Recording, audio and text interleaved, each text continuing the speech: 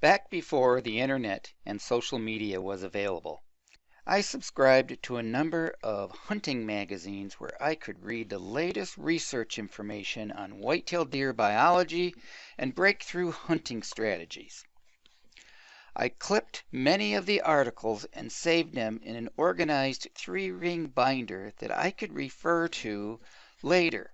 Many of these were from the 70s through the 90s. I was using mock scrapes well over 40 years ago, so this is nothing new in the whitetail world.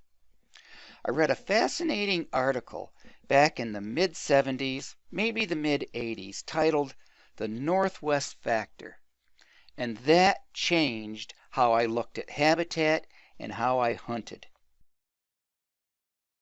Here's a graphic showing what I'm talking about when it comes to the northwest wind direction. I watch the 10-day forecast for those days with a north or northwest wind direction, reserved for hunting many of my best stands given the right time of the year and location.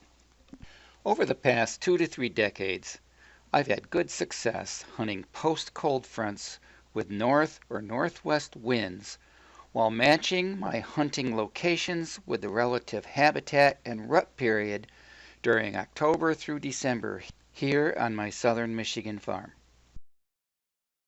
My decades of hunting logs also show the best mature buck movements occurred during north and northwest wind directions as well.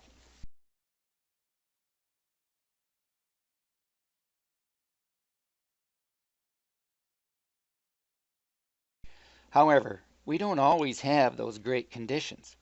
I do hunt during typical predominant west, southwest, south, southeast, and easterly wind directions.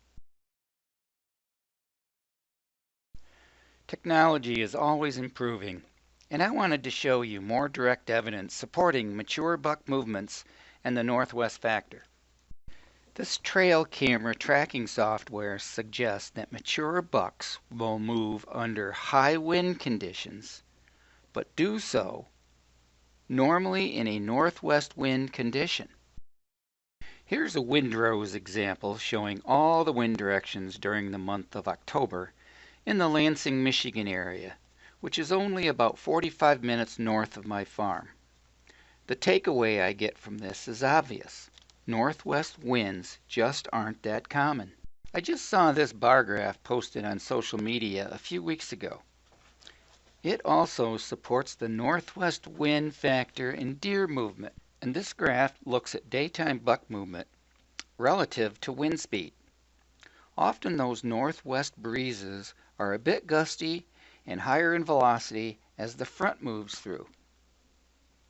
All of this data does point to one thing, that the gentleman that wrote that article 30, maybe 40 years ago was definitely on to something, and I have followed it myself for several decades, and I cannot help but agree. I do believe that if you'd like to be more successful in seeing and having harvest opportunities for mature bucks, paying more attention to the wind direction and its speed can help you punch that tag.